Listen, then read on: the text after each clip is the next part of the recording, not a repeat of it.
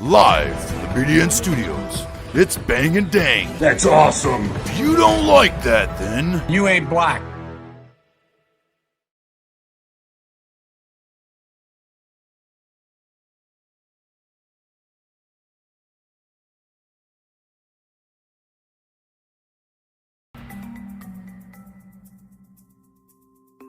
The assassination of JFK when we left you last. We covered the whole story, I guess, of Lee Harvey Oswald all the way from his time in the Marines. Then he went to Russia, didn't like it there, came back. Then he went to Louisiana, didn't like it there, went back to Texas. Then tried getting to Cuba and then to Russia and couldn't get in. And then bought some guns. He ended up going to Belarus, though. The Russia paid his, right, his apartment, and he was like, I can't even spend my money here. Right, yeah, well, yeah, he did some things. And then he met some chick, knocked her up twice. And so there's going to be a shitload of people welcoming us home, and there wasn't. Allegedly shot at another politician before this. All right. And just now learn about that, I guess. Needless to say, given Lee Harvey Oswald's upbringing, he's a perfect candidate for all of our other psycho shooting, killing stories. His mother didn't love him. He had no affection towards anybody. He got in trouble in the army. He was like, you know what, all these guys, they go and kill a bunch of people. I'm just going to kill the most important. Right, right. He got in trouble in the Marines 3 times, got court-martialed, and problem that should have been on the radar. I'm sure he was, but way before he was, but we'll see. We began with the Dallas branch of the FBI becoming interested in Oswald after its agent learned that the CIA had determined that Oswald had been in contact with the Soviet embassy in Mexico, making Oswald a possible espionage case. Uh-oh. FBI and CIA already knew that he was willing to give information to Russia. I mean, this guy had a security clearance, didn't he not? Probably had his hands on all kinds of stuff. Security that wasn't derogatory, whatever that means. All right. Yeah, because before this, there was also claims supposedly that somebody else could have been impersonating him going to Cuba, but whatever. FBI agents twice visited the Payne home, who was a friend of his wife's, in early November when Oswald was not present, and spoke to Mrs. Payne. Oswald visited the Dallas FBI office about 2 to 3 weeks before the assassination, asking to see Special Agent James P. Hosty. Why is he just... I don't understand why he's just allowed to... He's just going and demanding FBI agents, and they give them to him. Well, when he was told Hosty was unavailable, he left a note that, according to the receptionist, read, "Let this be a warning. I will blow up the FBI and the Dallas Police Department if you don't stop bothering my wife." Ooh. Signed, Lee Harvey Oswald. I'm pretty sure you can't do that. No. You might be able... I don't know if you can even say it, but writing it down? The note allegedly contained a threat. Obviously. But accounts vary as to whether Oswald threatened to blow up the FBI or merely report this to higher authorities. Right. They're like, we don't know what he means. Right. Yeah, because I'll blow up the FBI. I'll blow this whole operation up. Right. According to Hosty, the note said, if you have anything you want to learn about me, come talk to me directly. If you don't cease bothering my wife, I will take the appropriate action and report this to the proper authorities. Okay. It probably went in that line. Probably. Agent Hosty said that he destroyed Oswald's notes. I can't imagine him having a bomb threat and them not arresting him. Right. Agent Hosty said that he destroyed Oswald's note on orders from his superior, Gordon Shanklin, after Oswald was named the suspect in the Kennedy assassination. Oh. Why? What? Why? Yeah, why would you do that? Because maybe it did say something about bombing something or killing people or... Right. And he was like, we're going to get in so much trouble. Yeah. In the days before Kennedy's arrival, several local newspapers published the route of Kennedy's motorcade. That's a stupid... Same thing that happened to Reagan. They were publicizing where he was going to be. Right. And this motorcade passed the Texas School Book Depository. Yes, it did. Thursday, November 21st, 1963. Oswald asked Frazier, who was his coworker, for an unusual midweek lift back to Irving, saying he had to pick up some curtain rods. The next morning, which was the day of the assassination, he returned to Dallas with Frazier. Left $170 on his wedding ring, but took a large paper bag with him. Frazier reported that Oswald told him the bag contained curtain rods.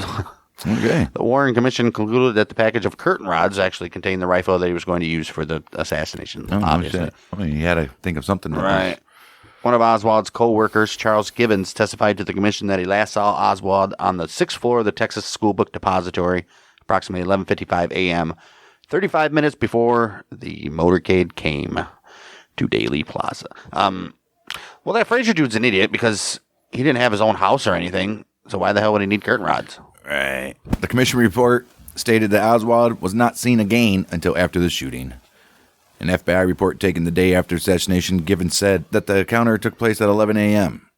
and that he saw Oswald reading a newspaper in the first floor domino room. Have a domino room? Nice. And he said that was at 11:50 a.m., 20 minutes later. William Shelley, a foreman at the depository, also testified that he saw Oswald near a telephone on the first floor between 11:45 and 11:50. Janitor Eddie Piper also testified. Where do these people get these times from? Because Right. I see people all the time, and I never make a mental note about Right. what time it is. I would be no help to anybody if anything ever happened. Or what day. Right. Janitor Eddie Piper also testified that he spoke to Oswald on the first floor at 12 p.m. Another co-worker, Bonnie Ray Williams, was eating lunch on the 6th floor of the depository and was there until at least 12:10 p.m. He said that during that time, he did not see Oswald or anyone else on the 6th floor. Bonnie's a dude, huh? And he thought that he was the only person up there. He's like, I'm pretty sure I was the only guy up there. Well, was it you, Bonnie? Right. He also said that some boxes in the southeast corner may have prevented him from seeing deep into the sniper's nest. Whatever. Carolyn Arnold, the secretary to the vice president of the school book depository, informed the FBI that as she left the building to watch the motorcade, she caught a glimpse of a man whom she believed to be Oswald standing in the first floor hallway of the building just prior to the assassination. All right. Okay. The motorcade route through Dallas with Kennedy, Connolly, and their wives together in a single limousine, and Johnson and his wife 2 cars behind. Was intended to give Kennedy maximum exposure to local crowds before his arrival for a luncheon at the Dallas Market Center, where he would meet with civic and business leaders. Kenneth O'Donnell, Kennedy's friend and appointment secretary, had selected the Trade Mart, which was one of the buildings of Dallas Market Center, as the destination for the motorcade and location of the luncheon. Oh, ain't that nice? Maybe that guy was part of it. Leaving from Dallas Love Field, the motorcade had been allotted 45 minutes to reach the Trade Mart at a planned arrival time of 12:15 p.m. The itinerary was designed to serve as a meandering 10-mile route between the two places, and the motorcade vehicles could be driven slowly within the allotted time. Yeah, that's probably what you don't want to do in a topless car. Special Agent Winston G. Lawson, a member of the White House detail who acted as the advanced Secret Service agent, and Secret Service Agent Forrest V. Sorrells, special agent in charge of the Dallas office, were the most active in planning the actual motorcade route. So these two are like, we got to know exactly what's going on. November 14th, both men attended a meeting at Love Field and drove over the route that Sorrells believed was the best suited for the motorcade. Maybe this guy's part of it. From Love Field, the route passed through a suburban section of Dallas, through downtown, along Main Street, a right turn on North Houston Street for 1 block, a left turn on Elm Street passing through Dealey Plaza, and down a short segment of the Stemmons Freeway to the Trade Mart. Kennedy had planned to return to Love Field to leave for a fundraising dinner in Austin later that day. Well, for the return trip, the agent selected a more direct route that was about 4 miles. Some of his route would be used after the assassination. Right, obviously. Right. The planned route to the Trade Mart was widely reported in Dallas newspapers several days before the event for the benefit of people who wished to view the motorcade, obviously. Wow. Crazy, man. Crazy. To pass through downtown Dallas, a route west along Main Street, rather than Elm Street, 1 block to the north, was chosen, since this was a traditional parade route and provided the maximum building and crowd views. I guess. The Main Street section of the route prevented a direct turn onto the Fort Worth Turnpike exit, which served also as the Stemmons Freeway exit, which was the route to the Trade Mart, as this exit was only accessible from Elm Street. So what were they going to do? Therefore, the planned motorcade route included a short 1-block turn at the end of the downtown segment of Main Street onto Houston Street for 1 block northward. Holy shit.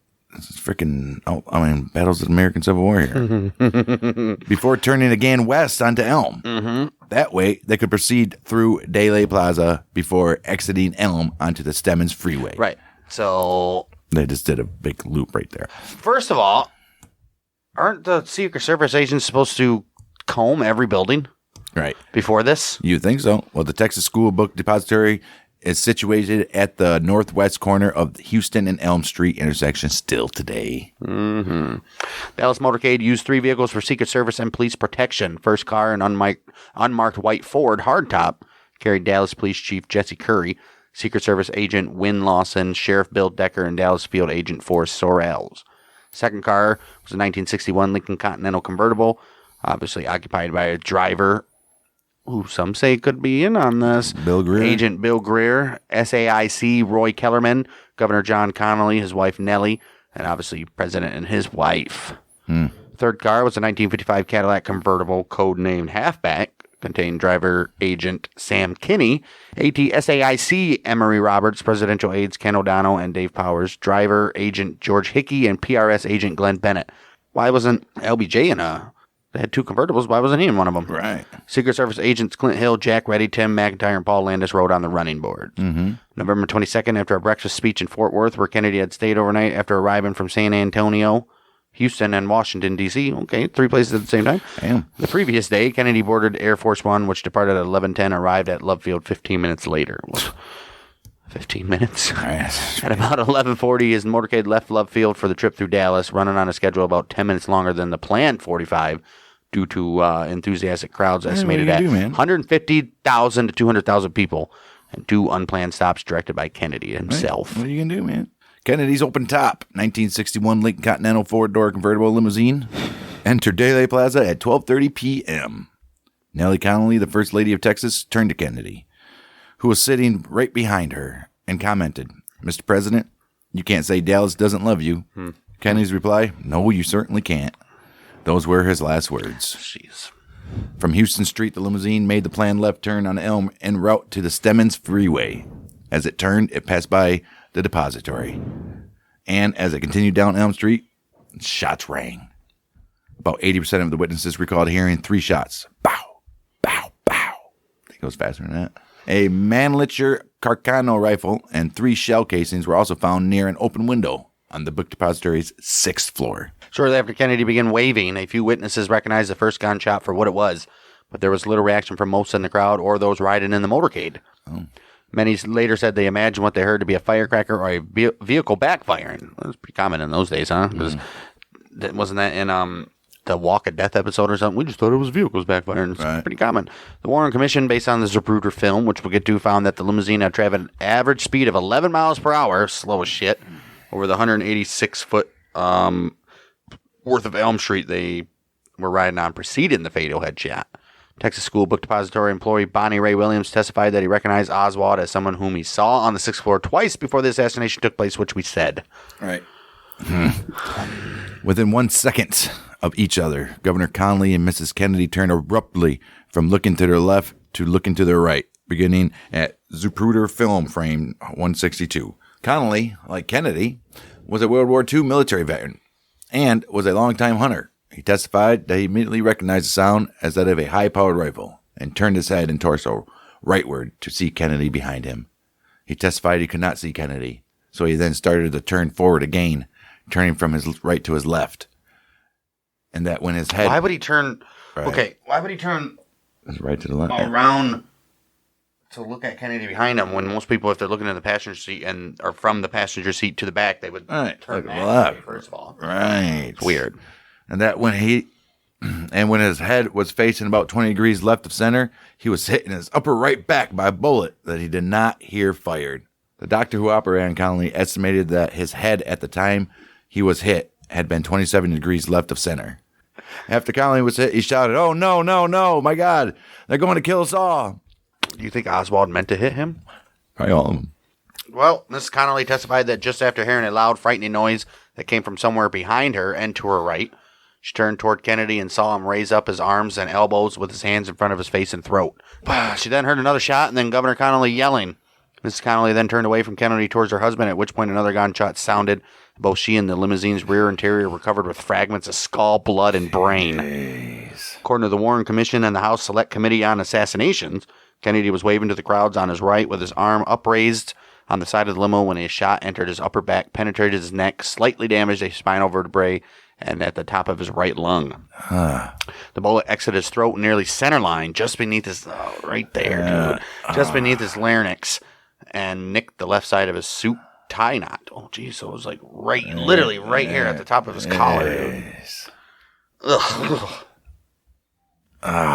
He then raised his elbows, clenched his fists in front of his face and neck, then leaned forward and left. Mrs. Kennedy facing him, then put her arms around him in concern. According to the Warren Commission's single bullet theory, Governor Connolly also reacted after the same bullet penetrated his back just below his right armpit. So it went through Kennedy's neck and then hit him in his back. Jeez. The bullet created an oval-shaped entry wound, impacted and destroyed 4 inches of his right fifth rib, and exited his chest just below his right nipple. Dude, that's a powerful-ass gun. He ain't kidding. This created a 2.5-inch oval-shaped air-sucking chest wound. So sucking air into the wound, dude. That's huge. That's a humongous. It's like this big. Jeez. Shit. The same bullet then entered his arm just above his right wrist and cleanly shattered his right radius bone into 8 pieces. The bullet exited just below his wrist at the inner side of his right palm and finally lodged in his left inner thigh. Jeez, oh, Pete. Dude, it went through the back of Kennedy, came out of his throat, hit this dude in his back, came out of his chest, hit him in his arm, came out of his arm, and then went in his thigh. That's one bullet. The Warren Commission theorized that the single bullet struck something. The Warren Commission theorized that the single bullet struck sometime between Zapruder frames 210 and 225, while the House Select Committee theorized that it struck at approximately frame 190. According to the Warren Commission, a second shot that struck Kennedy was recorded at Zapruder film frame 313. 313, baby. The commission made no conclusion as to whether this was the second or third bullet fired. Limousine then passed in front of the John Neely Bryan North Pergola concrete structure. 2 investigative committees concluded that the second shot to hit Kennedy entered the rear of his head. The House Select Committee placed the entry wound 4 inches higher than the Warren Commission placed it. Why? And passed in fragments through his skull. This created a large, roughly ovular hole in the rear right side of the head. Kennedy's blood and fragments of his scalp, brain, and skull landed on the interior of the car, the inner and outer surfaces of the front glass windshield, the raised sun visors, the front engine hood, and the rear trunk lid. His blood and fragments also landed on the Secret Service follow-up car and his driver's left arm, as well as the motorcycle officers who were riding on both sides of the vehicle. Jeez, dude. Jeez. Secret Service Imagine that dude just riding with his arm on the thing and a piece of skull falls on it. Secret Service Special Agent Clint Hill was riding on the left front running board of the follow-up car, which was immediately behind Kennedy's. Hill testified that he heard one shot. Then, as documented in other films and concurrent with Zapruder Frame 308, he jumped off into Elm Street and ran forward to board the trunk of the limousine and protect Kennedy. Hill testified to Warren Commission that he heard the fatal headshot as he was reaching the limo, approximately 5 seconds after the first shot that he heard. After Kennedy was shot in the head, Mrs. Kennedy began climbing onto the back of the limousine, though she later had no recollection of doing so. She's like, what are you talking about? Hill believed she was reaching for something, perhaps a piece of Kennedy's skull. He jumped onto the back of the limo, while at the same time, Mrs. Kennedy returned to her seat, and he clung to the car as it exited Dealey Plaza and accelerated, speeding to Parkland Memorial Hospital. Dang, dude. She's probably like, dude, why? There's no reason to speed. Right. Dude's Well, dead. still alive. The governor's like, what, me? But me? Was he still alive when he got there? The governor? No. President? Dude, his fucking head's gone. That doesn't matter. Could have survived a little bit, right? After Miss Kennedy crawled back into her limousine seat, both Governor and Mrs. Connolly heard her repeatedly say, "They have killed my husband. I have his brains in my hand." Mrs. Kennedy recalled all the ride to the hospital. I kept bending over him saying, Jack, can you hear me? I love you, Jack. Kept holding the top of his head down, trying to keep the brains in. Oh, jeez. Governor Connolly was seated directly in front of Kennedy and 3 inches more to the left than Kennedy. He was also seriously injured but survived. Doctors later stated that after the governor was shot, his wife pulled him onto her lap, and the resulting posture helped close his front chest wound, which was causing air to be sucked directly into his chest around his collapsed right lung. Jeez, dude. Hey, so Pete. Wow. Bystander James Tagg received a minor wound to the right cheek while standing 530 feet away from the depository's 6th floor easternmost window. Is that the one that hit the curb? Something. 270 feet in front of and slightly to the right of Kennedy's head, facing direction, and more than 16 feet below the top of Kennedy's head. Jeez. Tagg's injury occurred when a bullet or bullet fragment with no copper casing struck the nearby Main Street South Coib. Which is still, I'm pretty sure it's still there. Has to be, right? A deputy sheriff noticed some blood on Teague's cheek, and Teague realized that something had stung his face during the shooting. He's like, man, I got stung by a bee. Damn it. When Teague pointed out to where he had been standing, the police officer noticed a bullet smear on a nearby curb. 9 months later, FBI removed the curb. Oh, never mind. And a spectrographic analyst revealed metallic residue consistent with that of the lead core in Oswald's ammo. Teague testified before the Warren Commission and initially stated that he was wounded on his cheek by either the second or third shot of the three. When the commission counsel pressed him to be more specific, Teague testified that he was wounded by the second shot. He's like, all right, the second one. The second one. Jeez. Okay, so now we don't know if it's true or not. Anyways, right, so, we'll take it. The limousine was passing the down first shot. First, right. The limousine passed the famous grassy knoll to the north of the Elm Street, and which was at the time of the fatal headshot. As the motorcade left Dealey Plaza, police officers and spectators ran up the grassy hill from the triple underpass to the area behind a 5-foot-high stockade fence atop the knoll, separated it from a parking lot. No sniper was found there. Of course, why he would run away? Idiot. Lee Bowers was in a 2-story railroad switch tower, which gave him an unobstructed view of the rear of the stockade fence atop the grassy knoll. Okay. He saw 4 men in the area between his tower and Elm Street. 2 men who seemed not to know each other near the triple underpass, some 10 to 15 feet apart, and 1 or 2 uniformed parking lot attendants. Okay.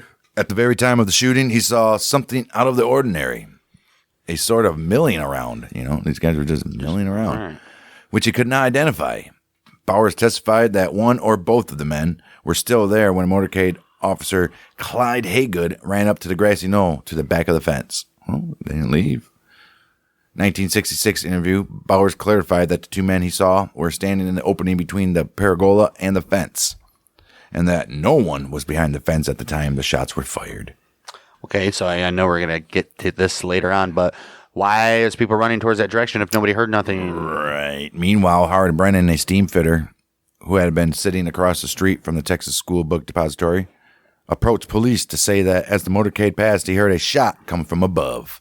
Then looked up to see a man with a rifle take another shot from the 6th floor corner window. He said he had seen the same man looking out the window minutes earlier.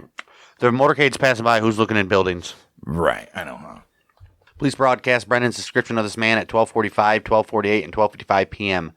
After the second shot, Brennan recalled this man. He was aiming for his last shot and maybe paused for another second as though to assure himself that he had hit his mark. As Brennan spoke, why didn't he just point up there? Up there. All right. Idiot.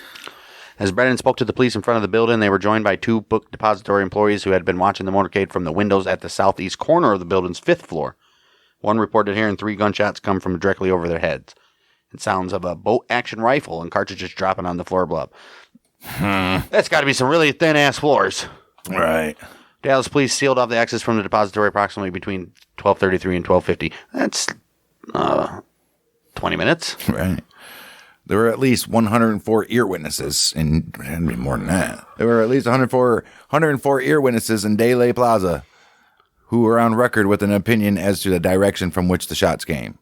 54 thought that all the shots came from the depository building. That's 51.9%. 33 people thought that they came from either the grassy knoll or the triple underpass. That was 31.7% of the people. And only 9 people thought that each shot came from a location entirely distinct from the knoll or the depository. That's 8.7 idiots percent. 5 people, more idiots, believe that they had heard shots from 2 locations. I don't think that's actually That's actually the ones. Right. And 3 people thought that the shots originated from a direction consistent with both the knoll and the depository. Isn't that the same as the 5? Right. What the fuck? These guys and their polls. Right. The Warren Commission additionally concluded that 3 shots were fired and said that the substantial majority of the witnesses stated that the shots were not evenly spaced. Most witnesses recall that the second and third shots were bunched together. So he shot, waited, and then it was like boom, boom. Okay. And then Right. About 12:40 why p.m. would he leave his gun? I don't get it. That's the same reason why mobsters just throw theirs down at the... Because you don't want to get caught with it. But he's had that gun for years. Okay. I don't think it matters anymore. He could have got away with it. If it wasn't for the gun. if it wasn't for that meddling police officer, or about the J.D. Tippit. About 12:40 p.m., 10 minutes after the shooting, Oswald boarded a city bus. Probably due to heavy traffic, he requested a transfer from the driver and got off 2 blocks later. Could have walked faster than that, probably. Right. Why would you take a car and a thing that's already packed from a president coming?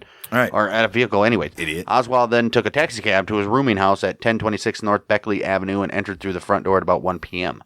According to his housekeeper, Earlene Roberts, he immediately went to his room walking pretty fast. Why didn't he just run down and get in the crowd? Right. Well, she said that Oswald left a very few minutes later, zipping up a jacket he was not wearing when he had entered earlier. Okay. As Oswald left, Roberts looked out of the window of her house and last saw him standing at the northbound Beckley Avenue bus stop in front of her house. Nice. This dude's just casually waiting for a bus. All right. I mean, it's pretty cool that he has a bus stop in front of him. I guess, right? The Warren Commission concluded that approximately 1:15 p.m., Dallas patrolman J.D. Tippit drove up in his patrol car alongside Oswald, presumably because Oswald resembled a broadcast description of a man seen by witness Howard Brennan firing shots at Kennedy's motorcade. He encountered Oswald near the corner of East 10th Street and North Patton Avenue. This location is about 9/10 of a mile southeast of Oswald's rooming house, a distance that the Warren Commission concluded Oswald could have easily walked. Tippit pulled alongside Oswald and apparently exchanged words with him through the right front or vent window. Shortly after 1:15 p.m., Tippit exited his car. Oswald immediately fired his pistol and killed the policeman with 4 shots. What? Numerous witnesses heard the shots and saw Oswald flee the scene holding a revolver. 9 positively identified him as the man who shot Tippit and fled. Do they? 4 cartridge cases were found at the scene, and they were identified by expert witnesses before the Warren Commission and the House Select Committee as having been fired from the revolver later found in Oswald's possession. Why would he not throw the gun? Yeah, he left the rifle. Right. The bullets taken from Tippett's body could not be positively identified as having been fired from Oswald's revolver. What? As the bullets were too extensively damaged to make conclusive assessments. But didn't they... They said the cartridges were. Didn't they take bullets from the dude that he attempted to shoot before and match him to his rifle? They did. But they couldn't do it with that? Shoe store manager Johnny Brewer testified that he saw Oswald ducking into the entrance of his store. Suspicious of his activity, Brewer watched Oswald continue up the street, slipped without paying into the nearby Texas Theater, where the film War as Hell was playing. How many people do you think was there? Probably filled. Filled when there's a president? They 2 don't- blocks away? Some people don't care. I guess. He alerted the theater's ticket clerk, who telephoned police at around 1:40 p.m. Police arrived, the house lights were brought up, and Brewer pointed out Oswald sitting near the rear of the theater. Police officer Nick McDonald testified that he was first to reach Oswald and that Oswald seemed ready to surrender, saying, "Well, it's all over now." McDonald said that Oswald pulled out a pistol that was tucked in front of his pants and then pointed it at him and pulled the trigger. Oh. McDonald stated that the pistol did not fire because the pistol's hammer came down on the webbing between the thumb and a index finger of his hand as he grabbed for the pistol. That would hurt. He's like, "Oh, I'm a man." McDonald also said that Oswald struck him, but that he struck back and Oswald was disarmed. As he was led from the theater, Oswald shouted he was a victim of police brutality. Okay, buddy. Oswald was formally arraigned for the murder of Officer Tippit at 7:10. They don't even know he's the assassinator yet. Soon after his arrest, he encountered reporters in a hallway. Oswald declared, "I didn't shoot anybody, and they've taken me in because of the fact that I lived in the Soviet Union. I'm just a patsy." I'd like some legal representation. These police officers have not allowed me to have any. I don't know what this is all about. Kill the president? No, sir, I didn't. People keep asking me that. Sir? Shoot the president? I work in that building. Were you in the building at the time? Naturally, if I work in that building, yes, sir. Back up, man! Come on, man. The president? No, they're taking me in because of the fact that I lived in the Soviet Union. I'm just a patsy. The president?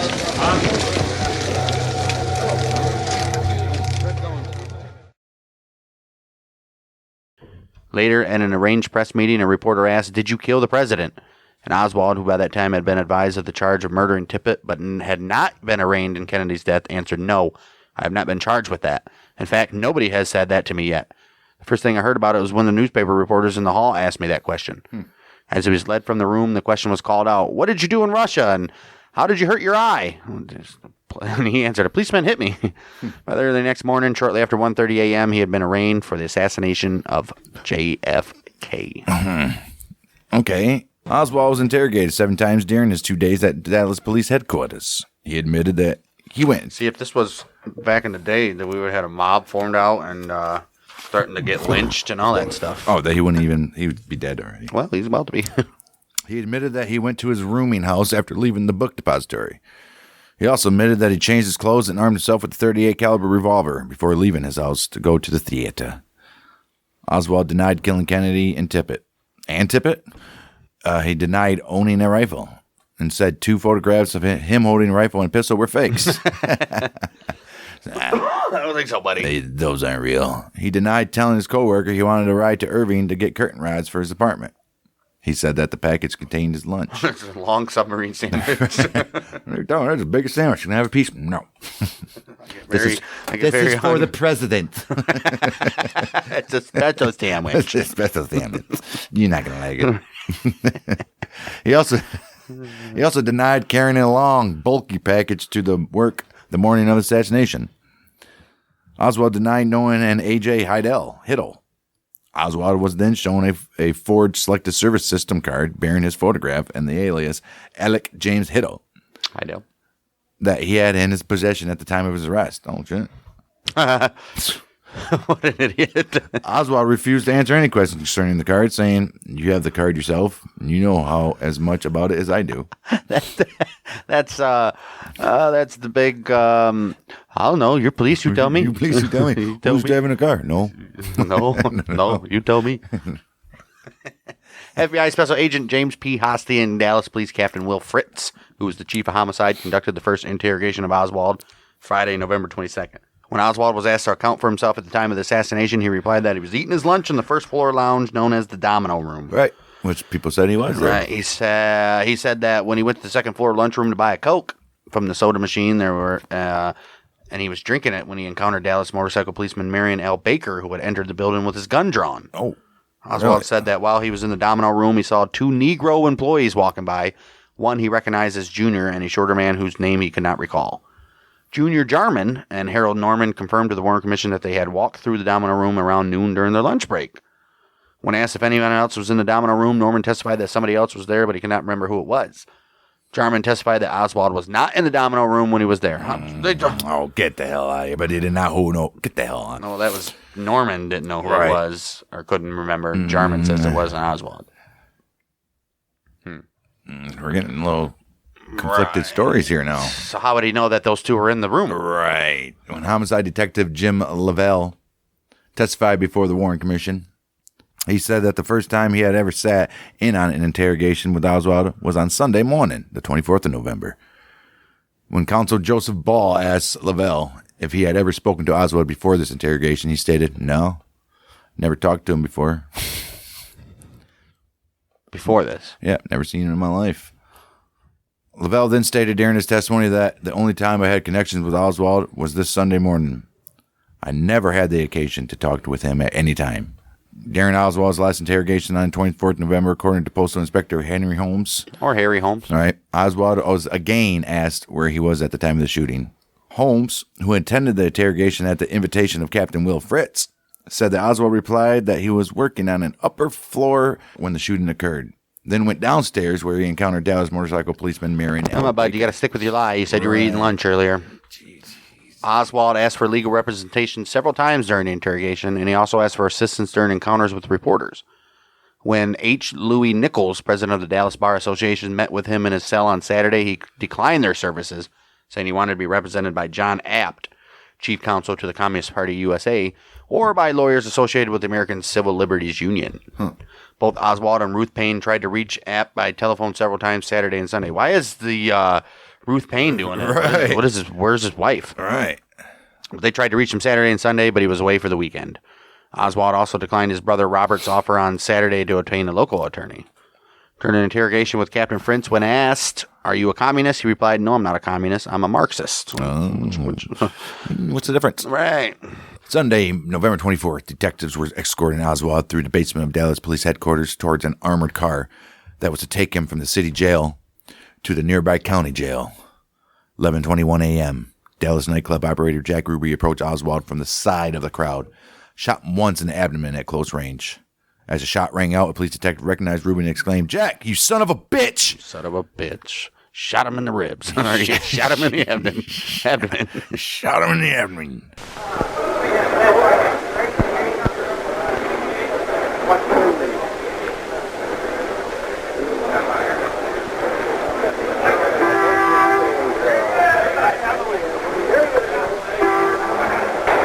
Basement floor of the Dallas City Hall, and that's a scuffle on the basement floor. It seems to concern photographers. He has been shot. Oswald has been shot. The crowd outside the headquarters applauded when they heard that Oswald had been shot. An unconscious Oswald was taken by the ambulance to Parkland Memorial Hospital. The same hospital where Kennedy was pronounced dead 2 days earlier. He died at 1:07 p.m. Dallas Police Chief Jesse Curry announced his death on a TV news broadcast. Or did he? Right. 2:45 the same day, an autopsy was performed on Oswald in the office of the county medical examiner. Where's the pictures? Dallas County Medical Examiner Earl Rose announced the results of the gross autopsy. The two things that we could determine here were first that he died from a hemorrhage from a gunshot wound, and that otherwise he was a physically healthy male. Rose's examination found that the bullet entered Oswald's left side in the front part of the abdomen and caused damage to his spleen, stomach, aorta, vena cava, kidney, liver, diaphragm, and the 11th rib before coming to a rest on his right side. That bitch bounced around everywhere, didn't it? A network television pool camera was broadcasting live to cover the transfer. Millions of people watching NBC saw the shooting as it happened. Crazy. And on other networks within minutes afterwards. 1964. Harbor H. Jackson of the Dallas Times-Herald was awarded the Pulitzer Prize for photography. Pulitzer. Right. For his photograph taken just moments Everybody after knows the shot that was one. fired. His face is in pain and... As Oswald began to double over in pain. Ruby later said that he was distraught over Kennedy's death and that his motive for killing Oswald was saving Mrs. Kennedy from the discomfiture of coming back to trial. Right? Discomfiture. Why would she go back? He's in a bar, so you know... those 2 days before he did it, everybody in there was talking about somebody should just take that bastard out, and Miss Kennedy shouldn't have to go through that. Right. Oh, you know. Others had hypothesized that Ruby was part of a conspiracy. Mob association. G. Robert Blakely, chief counsel for the House Select Committee on Assassinations from 1977 to 1979, said the most plausible explanation for the murder of Oswald by Jack Ruby was that Ruby had stalked him on behalf of organized crime, trying to reach him at least 3 occasions in the 48 hours before he silenced him forever. Silence him from what? Right. And this is the dude on the Select House Committee Yeah. saying that it was organized crime that had him do it for silence. What is he silencing? Right. Miller Funeral Home had great difficulty finding a cemetery willing to accept his remains. Rose Hill Cemetery in Fort Worth eventually agreed. All right. A Lutheran reverend reluctantly agreed to officiate, but then failed to appear. Reverend Louis Saunders of the Fort Worth Council of Churches volunteered, saying that someone had to help this family. All right. He performed a brief graveside service under heavy guard on November 25th. Reporters covering the burial were asked to act as pallbearers. Jeez. He didn't have no family? Oswald's original tombstone, which gave his full name, birth date, and death date, was stolen 4 years after the assassination, and his mother replaced it with a marker simply inscribed Oswald. His mother's body was buried beside his in 1981. Oh, now you want to be by him. Right.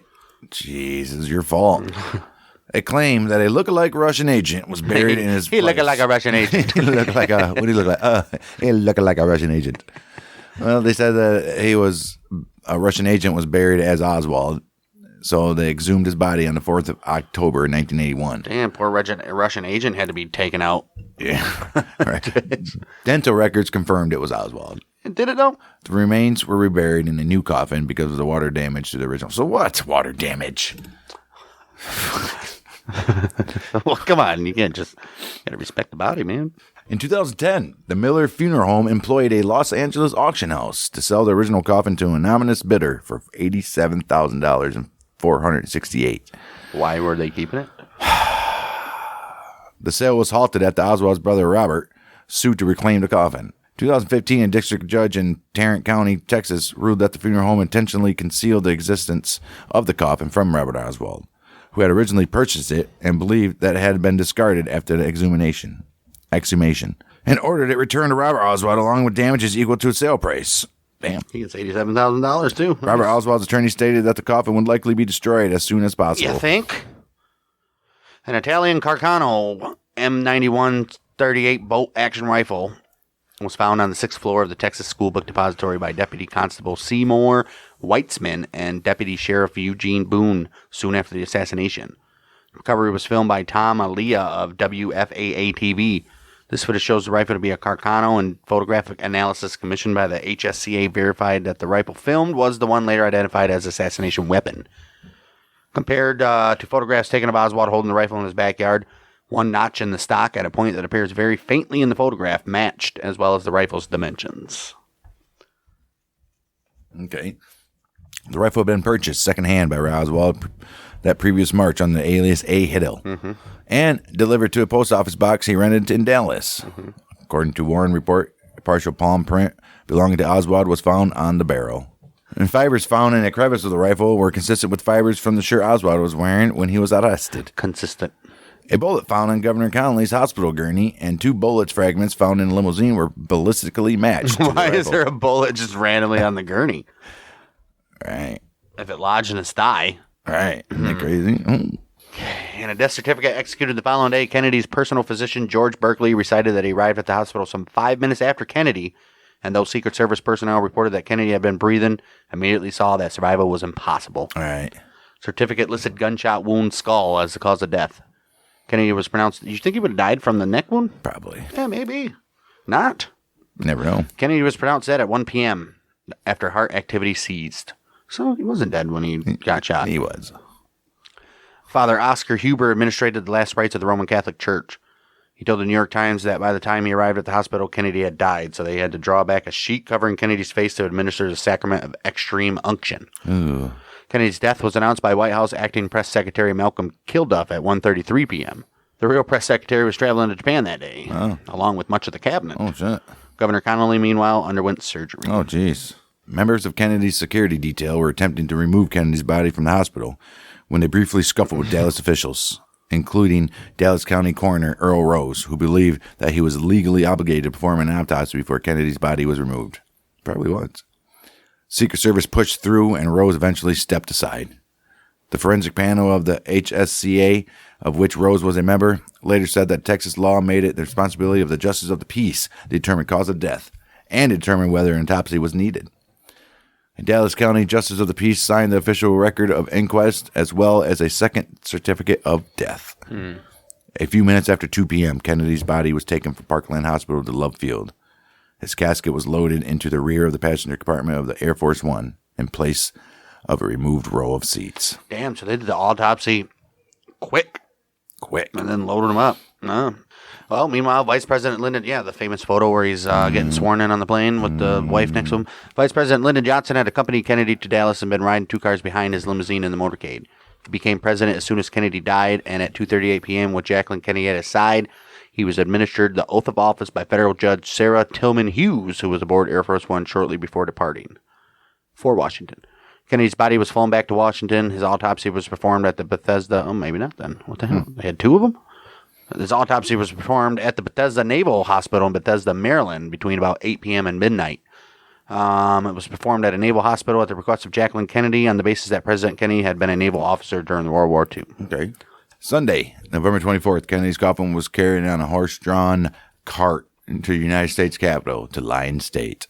Throughout the day and night, hundreds of thousands of people lined up to view the guarded casket, with 250,000 passing through the rotunda during the 18 hours of Lyon State. Kennedy's funeral service was held on Monday, November 25th. Was it open? Was the casket open? I doubt it.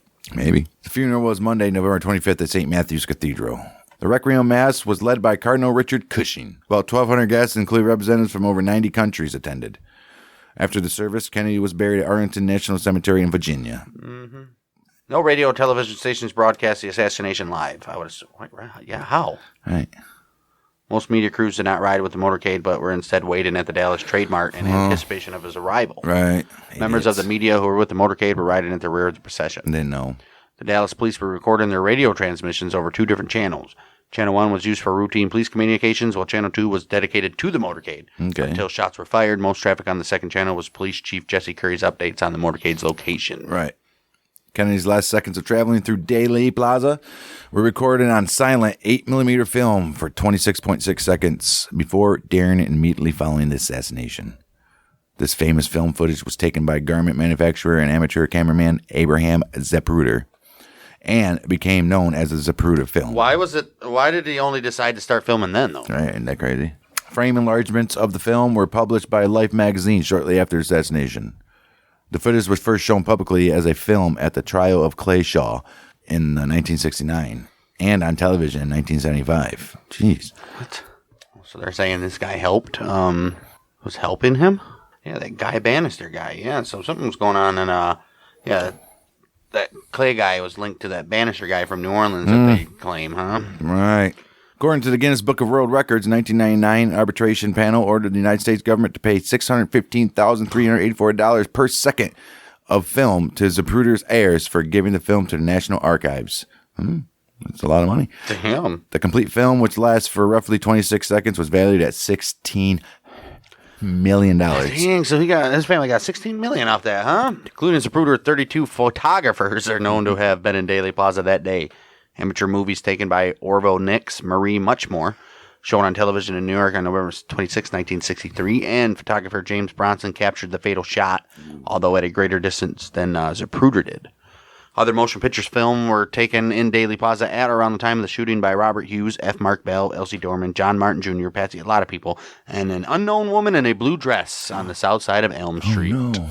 But it's not the one with the umbrella, though. No. Still photos were taken by Philip Willis, Mary Mormon, Hugh W. Betzner Jr., Wilma Bond, Robert Croft, and many others.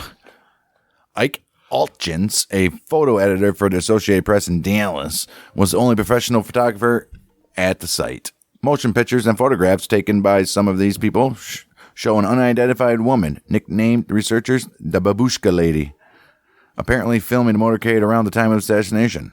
Previously unknown color footage filmed on the assassination day by George Jeffries was released in February of 2007.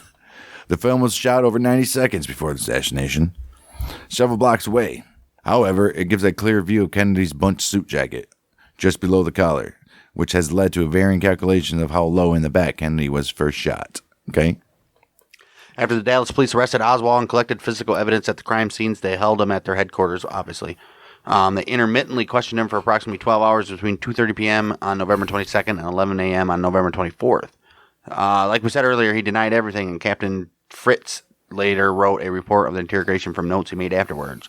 There were no stenographic or tape recordings. Representatives of other law enforcement agencies were also present, including the FBI and the Secret Service, and occasionally participated in the questioning. Occasionally. Several of the FBI agents who were present wrote contemporaneous reports of the interrogation. Okay. Okay. Evening of the assassination, Dallas police performed paraffin test on Oswald's hands and right cheek in an effort to establish whether or not he had recently fired a weapon. The results were positive for the hands and negative for the right cheek. Such tests. So right. That could conclude that he actually did kill the police officer. Right. But maybe not. Maybe not. JFK. What's his name? Maybe not JFK, huh? Right. Such tests were unreliable, though, and the Warren Commission did not rely on these results yet because they didn't prove their point. Right. Oswald provided little information during his questioning. When confronted with evidence that he could not explain, he resorted to statements that were found to be false. December 9, 1963, the Warren Commission received the FBI's report of its investigation, which concluded that 3 bullets had been fired, first hitting Kennedy, the second hitting Connolly, and the third hitting Kennedy in the head, killing him. The Warren Commission concluded that one of the 3 shots missed. One passed through Kennedy and then also struck Connolly, and a third struck Kennedy in the head. The President's Commission on the Assassination of President Kennedy, known unofficially as the Warren Commission, was established on the 29th of November 1963 by President Johnson to investigate the assassination. 888-page final report was presented to Johnson on September 24th, 1964, and made public 3 days later. It concluded that Lee Harvey Oswald had acted alone in killing Kennedy and wounding Connolly, and that Jack Ruby acted alone in killing Oswald. Sure. The Commission's findings have proven controversial and been variously criticized and supported by later studies. Of course. The Commission was chaired by Chief Justice of the United States Earl Warren. According to the published transcripts of Johnson's presidential phone conversations, some major officials were opposed to forming such a commission, and several commission members took part only with extreme reluctance. Why? Right. What, they don't want to find out the truth? One of their chief reservations was that a commission would ultimately create more controversy than consensus, and those fears ultimately proved valid. Yeah. All the Warren Commission's records were submitted to the National Archives in 1964. The unpublished portion of those records was initially sealed for 75 years to 2039. Wow. On a general National Archives policy that applied to all federal investigations by the executive branch of the government. Why do they seal them? They don't make no sense. Well, it's intended to serve as a protection for innocent persons who could otherwise be damaged because of their relationship with participants in the case. I guess. The 75-year rule no longer exists, though, supplanted by the Freedom of Information Act of 1966 and the JFK Records Act of 1992, which I believe that JFK Records Act of 92, wouldn't it something to do with Oliver Stone? Because he made the JFK movie, remember, in like 92. Him and Koshner. 1968, a panel of 4 medical experts appointed by Attorney General Ramsey Clark. Eternal General. He's the Eternal General. They met to examine photographs, x-rays, documents, and other evidence. The panel concluded that Kennedy was struck by 2 bullets and fired from above. What? The panel concluded. Motherfucker, the doctors concluded this in 1963. Right. Man, like we need you guys from. Yep, that's right. We're going to have to dig them up, and we need to see ourselves. The panel concluded that Kennedy was struck by 2 bullets fired above and behind, one traversing the base of the neck on the right without striking bone, and the other entering the skull from behind, destroying his upper right side. Destroying. They also concluded that the skull shot entered well above the external occipital protuberance, which was at odds with Warren Commission's findings. Oh, was it though? The United States President's Commission on CIA Activities within the United States was set up under President Gerald Ford in 1975 to investigate the activities of the CIA within the United States. Mm-hmm. The commission was led by Vice President Nelson Rockefeller, sometimes referred to as the Rockefeller Commission. Part of the commission's work dealt with the Kennedy assassination, specifically the head snap as seen in the Zapruder film, first shown to the general public in 1975. So nobody even seen that film until 1975. That's crazy. Right. And the possible presidents of E. Howard Hunt and Frank Sturgis in Dallas. The commission concluded that neither Hunt nor Sturgis was in Dallas at the time of the assassination. Okay. The Church Committee is the common term referring to the 1975 United States Senate Select Committee to study governmental operations with respect to intelligence activities. Holy fucking... The longest title ever. This is like the... You have to write a paper and so many words, but the title can be part of the words. Yes. A U.S. Senate committee chaired by Senator Frank Church to investigate the illegal intelligence gathering by the CIA and FBI after the Watergate incident. Oh. Wow.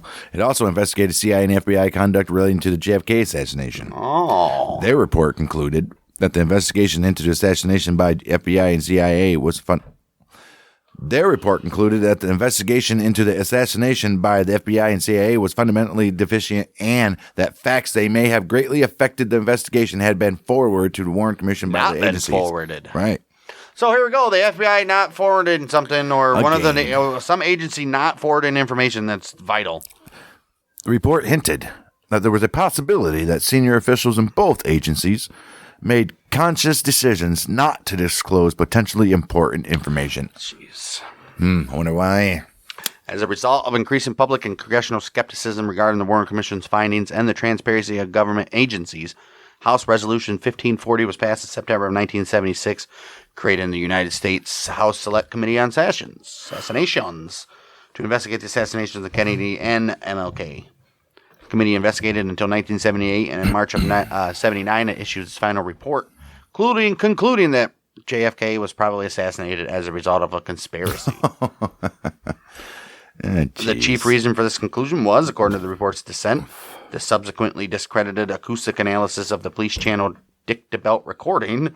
The committee concluded that previous investigations into Outlaws' responsibility were thorough and reliable, but they did not adequately investigate the possibility of a conspiracy, and that federal agencies performed with varying degrees of competency. Varying degrees of competency. What's the conspiracy? Didn't take into account the police channel recordings, apparently, in the Warren Commission? Maybe. Well, the FBI and CIA were found to be deficient in sharing information with other agencies and the Warren Commission. Instead of furnishing all the information relevant to the investigation, the FBI and CIA only responded to specific requests and were still occasionally inadequate. Furthermore, the Secret Service did not properly analyze information it possessed prior to the assassination and was inadequately prepared to protect Kennedy. That's what I said. Weren't they supposed to, like, sweep buildings and shit? Right. Concerning the conclusions of probable conspiracy, 4 of the 12 committee members wrote dissenting opinions. In accordance with the recommendations of the HSCA, the Dick the Belt recording and acoustic evidence of a second assassin was subsequently re-examined. Yeah, they're like, none of this shit adds up here, boys. I think that's going to have to do it for us in this second part, because we're about to get into the conspiracies, specifically that of the second shooter conclusion by the Warren Commission, and loads and loads of others, and some probably some out there ones as well that we'll cover, including the movie JFK, which I just mentioned earlier, right, that renewed the interest in the conspiracy portion of it, and this movie probably got still going on around it. This movie probably got Junior killed. Could have, right? Right, because he was like, "Wait a minute here." Yep, and yeah, we got a lot of stuff coming up on the last episode here. I don't know, even just reading this stuff, I could see inconsistencies already before the official conspiracies even come out. So, got a lot to get into on the conspiracy side. That was the actual assassination, which I just realized today. This episode will be released on the very day of the assassination, November 22nd, which is this Tuesday coming out. Well, Tuesday, if you're listening to this. So, that's cool. Yeah, that was assassination, and I don't think we learned anything new there. We pretty much knew everything that was going on in that one, huh? Conspiracies coming up next, and a whole buttload of those. So, as usual, we missed anything or got anything wrong, email us at bangdangpodcast@gmail.com. And if you guys want this show ad-free, go to patreon.com/bangdang, $2 a month. You get all the shows that we do here and on the Bang Dang Network, completely free, ad-free, and maybe with some other stuff left in there that a little too edgy for you people out there. So, patreon.com/bangdang. Go check out Battles of the American Civil War and This Week in Sports History on the Bang Dang Network. We'll be back for Part 3, Conspiracies.